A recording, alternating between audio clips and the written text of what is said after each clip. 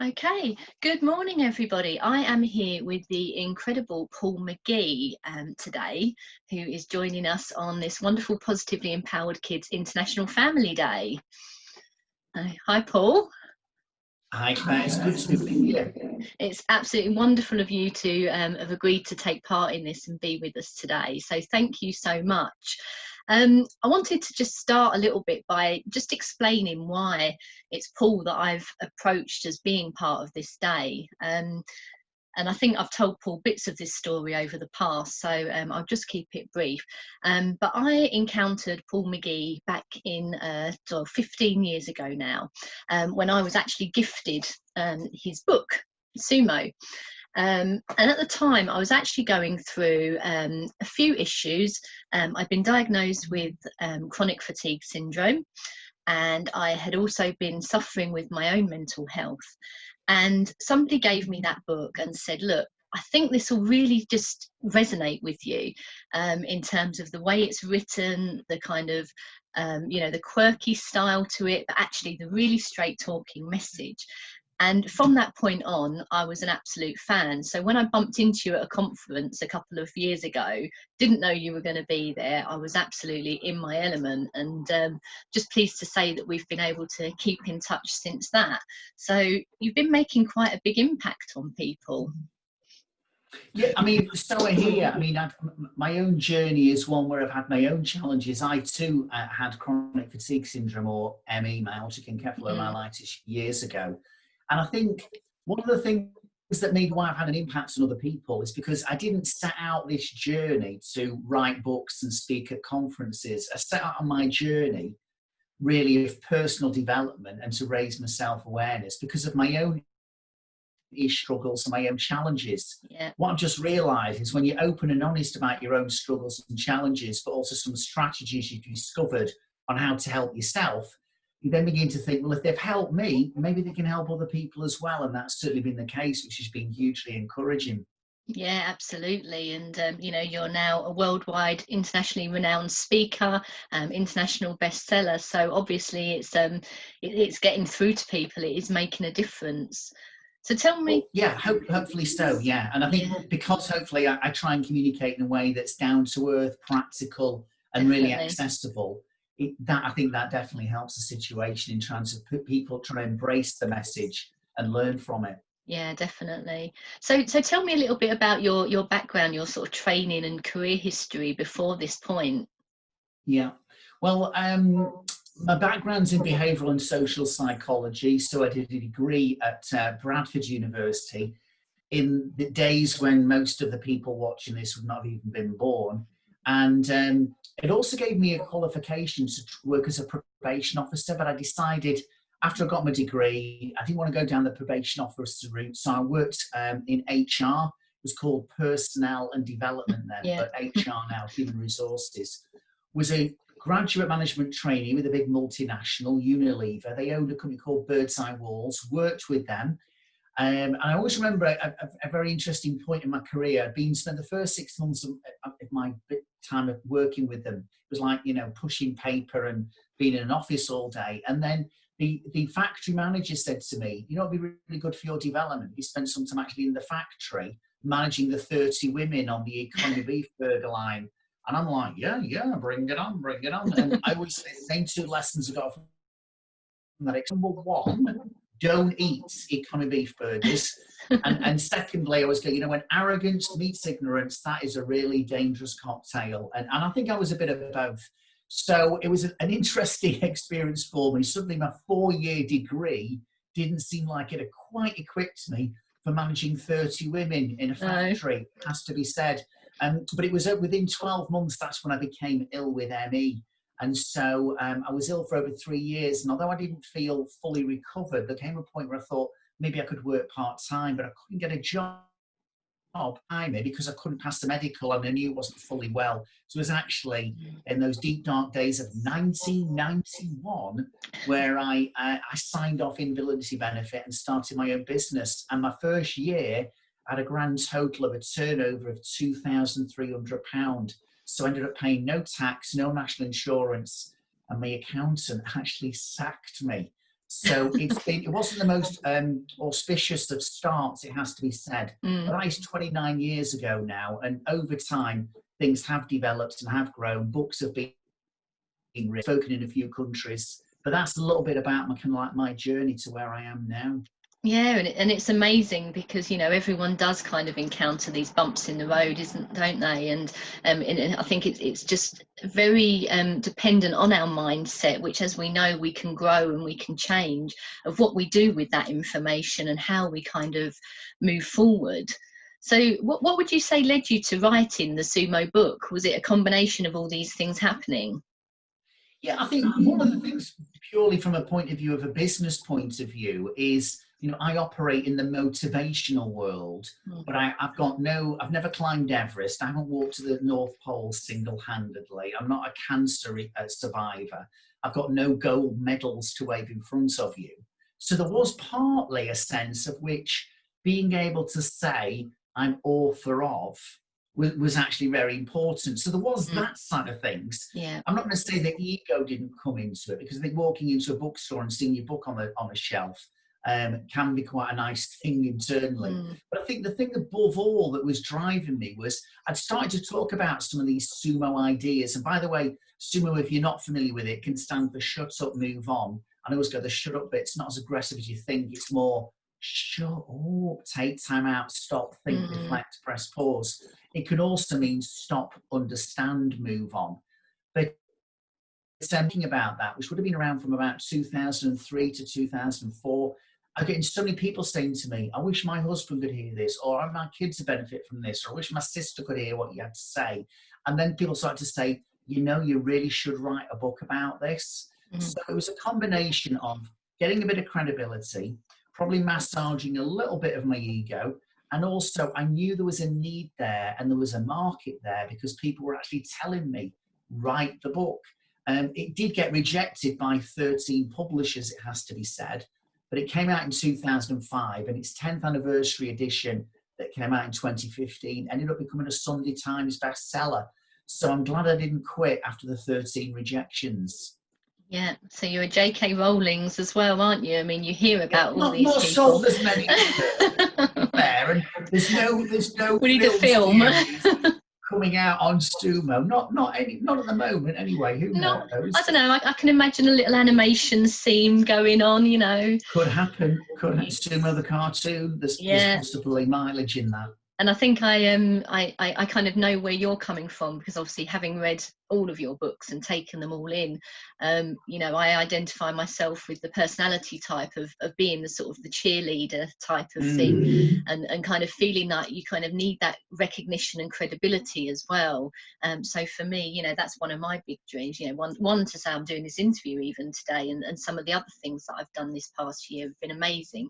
But yeah, I like to feel like I'm part of something, but also recognised for it. And once we sort of know that about ourselves, we can really sort of move in the right direction to kind of fulfill ourselves.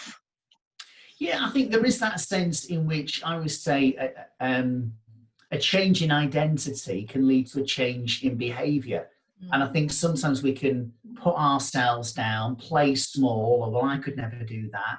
And yet when you begin to see that maybe we all have something to offer, I always go that, you know, leadership isn't a title, it's a behaviour. And so there are parents listening to this, there are carers listening to this, there are teachers who might not have that title leader, but we've all had to show some leadership in the last few weeks and months. And so I think for you in your own journey, Claire, suddenly you begin to go, well, actually, you know, as you grow in your own personal confidence and your own identity, that starts to influence your behaviour. You push a few more doors, you take a few more risks, and hopefully you're impacting other people in really positive ways you do so. Yeah, which is a really great message, as you say, for the families, the children that are watching, you know, that it's worth doing that and putting yourself out of your comfort zone. And how would you say that so SuMo has actually helped other people? Kind of what stories have you heard other than mine? I've heard all kinds of stories. So some positive, some rather dramatic. There was, you know, it's a sad story. A lady up in the northeast who contacted me after she'd heard me speak and got my book, and had been in a violent relationship, and it gave her the courage to actually leave that violent relationship. And the email, which I printed off and I'll treasure all my life, it's quite an emotional one to read, is that one of the few things she took when she went and left her home and stayed in the woman's refuge was my SuMo book. And she said, I used to get the other girls, the other women, and I'd start to teach them a bit about SuMo, which I still find incredibly moving now, just to recall that. On another note, I'd spoken at an event in North Yorkshire, and 2 years later I was back, and this woman comes up to me. She says, oh, I heard you speak when you came here 2 years ago. I said, that's nice to see you. She says, yeah, I'm getting married next month, and that's because of you.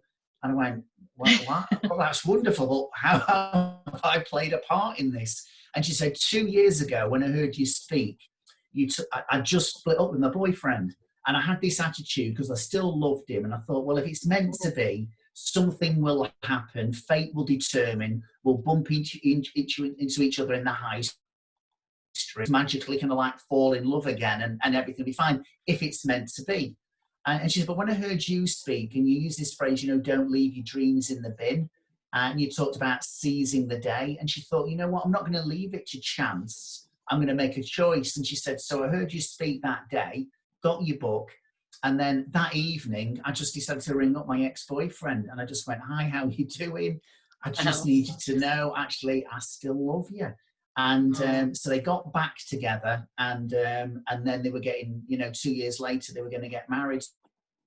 So a host of different stories, some, as I say, some quite dramatic, some of them relatively ordinary, but it's given people a bit of belief in themselves and realize that they can get through some of the challenges they face. Yeah, and sometimes even just the little effects, have a massive effect on people's lives. You just never know, do you? So there is, I think for all of us, we don't know. Do you know what I mean? I'm fortunate, I seem to have this big platform in terms of my conference speaking and my books, but we all have our own platform, and we don't always realize that, there's a word we say to someone, or there's an act of kindness that we make that has an impact on someone that can have an impact on someone else. It's like I came across this phrase, add value. When you add value to people, they're in a position to add value to others. And, it's the kind of like the maximizing effect of your influence. And I think it's something we all need to be aware of, that we don't always realize, in a sense, the consequences of our actions, which hopefully are going to be positive and can make a difference to others. Yeah, and sometimes you will never know what that is. Absolutely, no. And what do you, so in terms of the event today, so obviously we're celebrating families around the world, and, family is so important at this time at the moment, and whether it be that we're stuck in a house with our family, day in, day out, or, actually missing our family that we can't see at the moment. So what was it that made you want to be sort of part of, or agree to be part of the event today? Well, Claire, there's two reasons. One of the reasons would be you, because I think life is about relationships, and I do have a lot going on my plate at the moment, and a lot requests to do all kinds of things. So I think one of the lessons is, cultivate your connections and your relationships, because I think people are more willing to want to help you and support you when there's a relationship than maybe when it's with someone who's a stranger you've never heard of. Yeah. So on one level, it's down to you. But at a second level, what we're going through is life. We weren't prepared for this one, I don't think. And everyone needs as much help and support as they can get. And I think there's a phrase I came across recently: we might be in the same storm, but we're sailing in different boats. And I think some people have got a little boat. Some of them have got, family support on that boat. Others may be single parents who've got 3 or 4 children, maybe under the age of 12, and they're having to navigate these waters predominantly on their own. Some people have got great access and support from the schools. Others have got less of that.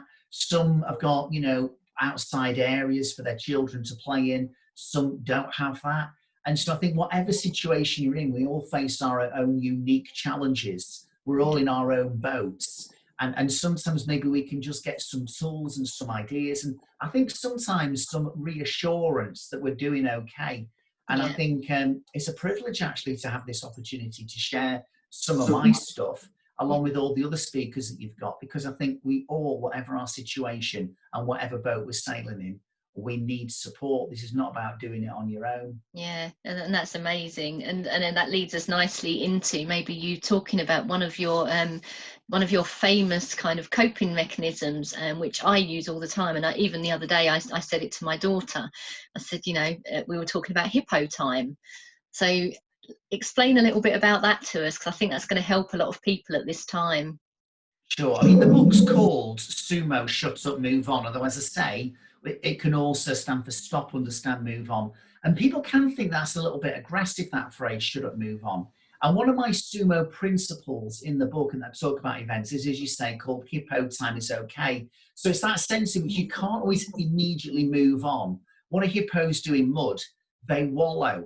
And there are times when we need to just acknowledge that, hey, I'm not having a great day today. For whatever reason, I felt, emotional about things. Yesterday I was fine. Tomorrow I'll be okay. But today I'm not feeling good. And it's that sense in which, and that's okay, because that's part of being human. And maybe you need to get out of that, get out of the heat of the situation, like hippos do. They get out of the heat and go into the mud or the water to cool down and, in a sense, to play. What's interesting is the mud on their skin actually heals them from the effects of the sun.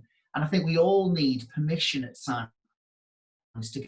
This is a challenge, and at times I'll navigate it well, but there are times when I might feel mad about something. Maybe it's the behaviour of my kids. I'll feel bad about sometimes my own behaviour, maybe because I overreacted, and I'll feel sad about the whole situation or missing other members of my family. And so to feel mad, bad, or sad, I want you to say to people, you know what, that is okay. You're having some hippo time, you're having a bit of a wallow.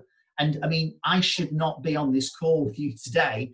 I should be on a cruise through the Norwegian fjords. My wife's never been. It was our special sort of holiday, but I'm in good old sunny Warrington instead. Now, you have time to digest your disappointment, and people have had weddings postponed and all kinds of family events. And I want to say to people, it is okay.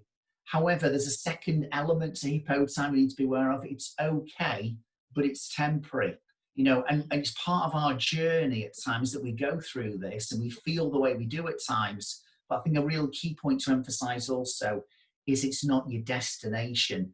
And I think if we're not careful, we get sucked into the mud, and we can get deeper and deeper drawn into that mud. We get joined by our hippo buddies who all kind of want to go, oh, let's all wallow in the mud together because isn't life awful? And it's like a point of going, hang on a minute, this is okay, but this is not where we're going to stay. Yeah. And it can get quite comfortable in the mud. And it's like, no. Part of the journey, not the destination.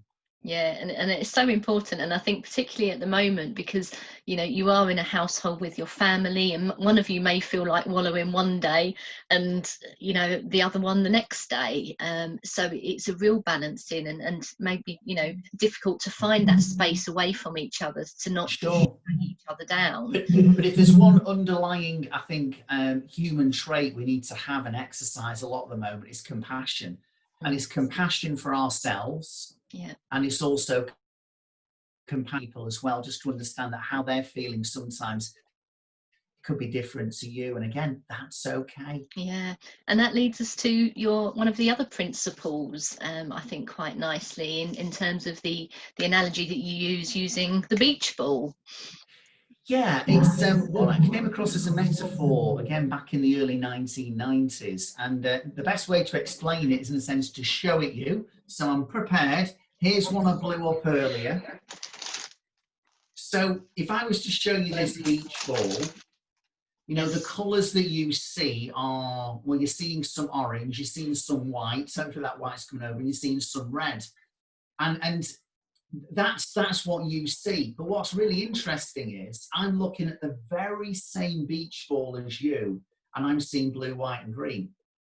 And sometimes in life, we're faced with the same scenario, the same situation, and sometimes our children are seeing things differently from us, our partner is, other members of our family, the schools are, the media is, the government is. And sometimes we can get so fixated on our perspective, and I'm right, and you're seeing things differently, so you therefore must be wrong. And I think in terms of trying to build better relationships with everybody, sometimes I need to shut up thinking that my perspective is the only perspective there is on this situation, and just take a little bit of time out to move on and therefore see where other people are coming from. And Yeah. so as I take time out to understand your perspective, and even just asking that question to somebody, what's important to you at this time? It means that rather than me guess how best to help you, I can ask, because when my wife's having sort of like a real issue or a challenge, she wants to talk it through. When I'm having an issue or a challenge, I want to walk it through. In other words, she needs to talk about it and talk to other people. I often need to take some time out on my own and go for a long walk. So I need to understand how best to support the people, understand their side of the beach ball. The thing is, when you've understood other people's side of the beach ball, and hopefully you've been able to communicate your side of the beach ball, then we begin to see things a lot more clearly. So in terms of building better relationships, it's always important to remember the beach ball. And children will see the beach ball differently to adults in certain situations. Yeah. And we just need to have that compassion and that self-awareness that, okay, I'm not thinking this is a big deal, but from their side of the beach ball, they are thinking this is a big deal. Yeah. Or I'm having my hippo time today and they're having a happy time today. Yes. So it's just acknowledging that. And I think as a visual metaphor, it's a brilliant way to sort of like acknowledge that we can see the same thing but see it differently. And rather than disagree and say, well, you're wrong and I'm right, maybe we could both be right. We've just got a different perspective. So that's something I talk about in more detail in the book, and obviously in some of my events that I speak at as well. Yeah, and that is, it's one of my favourite things. So I'm very much a visual learner, and I love things that make an impact. And I think, explaining that to the children watching, will have an impact. And even as you're saying it, I can think of activities that I can do with kids, because what I do is I use all of the different things I've learned and then do them with children in a kind of creative, fun way. And I've just got all sorts of ideas sparking off about that. So. That's good. And I wanted to talk about the impact of the mindset of parents at the moment. And you mentioned something about being calm, about how the parents and how that can impact the children. Yeah, there's a little formula I came across many years ago, and the formula is E plus R equals O. And E plus R equals O is simply, it's the event plus my response that influences the outcome. And what I've realized is I need to appreciate that there are some events that happen, sometimes behaviors that children demonstrate, and my response to that event, to that behavior, will ultimately determine the outcome. And I think in the past, like I think about my two kids now are in their 20s, my son's a doctor, but I think about when they were younger, and I wasn't managing my stress levels well. I was working incredible hours. I was traveling all around the country. And sometimes my office was at home, and the home was often cluttered with toys. And I wasn't managing me well. And therefore, when an event happened, when a behavior happened, I wasn't in this kind of like, I need to be calm and respond well and be more tolerant. I was react. Yeah. Now, when I'm in reaction mode, it's like everything starts to escalate. Suddenly my daughter's crying because I've shouted and I'm frustrated with this, and it's just it affected the atmosphere. Yeah. And so again, that analogy about put your own oxygen mask on first before helping others. In trying to care for our children, we need to make sure we still care for ourselves. And so, if you are able to get outside and go for a walk, make sure you do, because it's good for the kids, but it's good for you. And if you have got someone else who can share some of the childcare duties with, take a little bit of time out for yourself while the other partner, your other person, helps with the children, and then reverse the roles. Because when you are calmer, you will still have events and behavior from children that isn't always great. But do I want to be always reacting because I've had it up to here?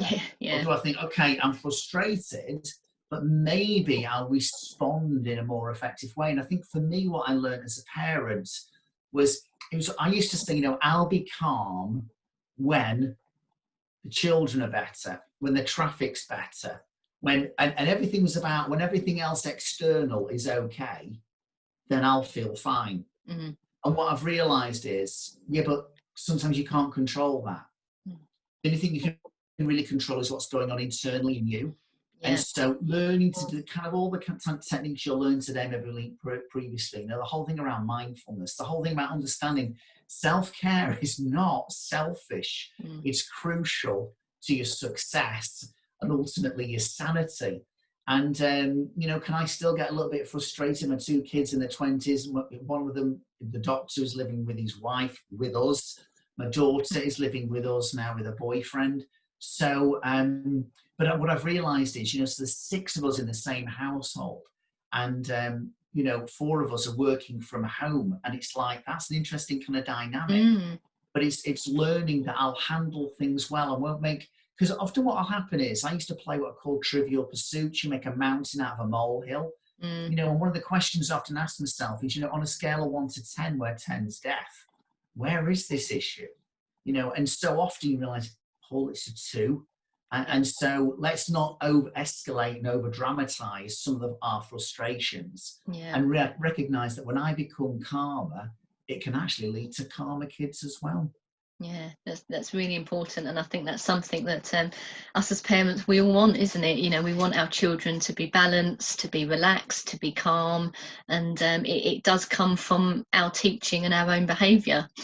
Yeah, it does, but also, you know, let's lift off that label of needing to be the perfect parent. We're still going to sometimes not handle things well, and I think sometimes maybe it's just like damage limitation. I know when I'm really frustrated or really wanting to shout or something, I'll say to my wife, "I'm just going out for 5 minutes just to calm down," or even take a strategic toilet break because I need to get out of the situation. And then when I go to the toilet, I'm just like, okay, calm down. Just give yourself a little bit of permission to do that. And you still might not be the happiest, jolliest parent that evening, but things didn't escalate. And so let's realise, yes, of course we influence and impact our children. And sometimes we'll have difficult days. But as a footballer who I worked with once said to me, you know, just because I had a bad game doesn't make me a bad player. And just because you had a bad morning with the children doesn't mean you've suddenly become a bad parent.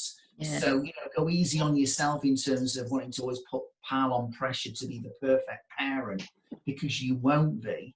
But again, if you can look at strategies to help you, you will ultimately help your children as well. Yeah, fantastic. And I mean, you're progressing in terms of, at the moment, you know, you do workshops in schools as well as the businesses side.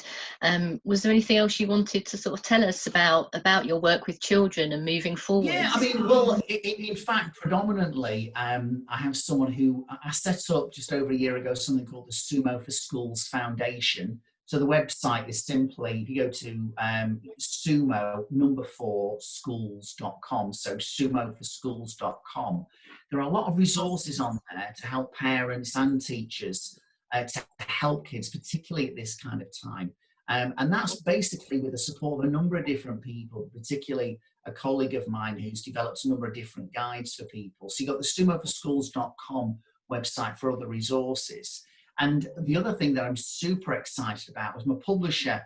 They contacted me last summer and said, would you ever think about doing a book for children? And it's like, you know, all the SuMo for Schools stuff was developed by educationalists, not by me. So I kind of like pushed away that opportunity. They came back to me in November. They asked again. And ultimately, I kind of said, okay, let's give this a go. Let's move out of my comfort zone. And I partnered with my original illustrator who did the original SuMo book in 2005, because I realized if I'm going to write a book aimed at, I don't know, 10 to 14-year-olds, you know, they're not going to say, oh, lots of text, that sounds interesting. It had to be a book that grabs them, not purely by the content, but by the visual impact. And I'm fortunate at the moment, I have seen some of the illustrations that Fiona, my illustrator, has done, and they are flipping fantastic. But I also know there's some really, really important messages in that book. And even if you say, well, I could never get my child to read a book, do you know what? I don't think you need to get them to read the book. Maybe just leave it hanging around, because they'll be curious, because the title of the book is called Yes, YESSS. Subtitle: The SuMo Secrets to Becoming a Positive, Confident Teenager. Well, what are the secrets, and will you discover them? And although you might not read, children might not read the book from front page to last page, there's going to be certain pages they will read, and there's going to be certain quotes they'll come across, and there's going to be certain messages and illustrations that will grab their attention and could make an impact. So that doesn't come out till October. I've already promised your daughter a copy. Now, I said I promised her a copy, Claire. I didn't talk about the financial arrangement. Because I'm going to sign it for her. 100 quid, we'll call it quits. But that comes out in October. I'm super excited. Checks made payable too. Well, I'm excited that, as I say, the impact more of children, and that I can use that more in my work as well. And I'm sure there'll be plenty of parents that love the SuMo message that, that are bound to go out and read it, and maybe even learn something for themselves that they can teach the children. So I just wanted to say thank you so much for being part of International Families Day at Positively Empowered Kids. It's been a real pleasure to hear you and for you to pass on some of your great tips to all the parents out there. Do you want to just quickly just reiterate where people can find you? Yeah, I mentioned the SuMo for Schools website, which is sumoforschools.com, but my actual website, where you find out more about me and my work, is the sumoguy.com. If you're on Twitter or Instagram, again, it's at the SuMo Guy. So that's a great way to connect, and I love having that opportunity to connect with people, definitely. Okay, is there anything else you want to add? I think we've covered everything. We could talk for hours. I'll just say one last thing, and that is every single one of you watching this is utterly, totally and completely mad. MAD, making a difference. And I hope this whole day, this whole festival makes a real difference to you as well. Thank you for being part of it, and we can go through people's questions, any questions below and things, and we'll interact and get back to you as soon as we can. So thank you again, Paul, and take care and look after you and your family. Thanks, Claire.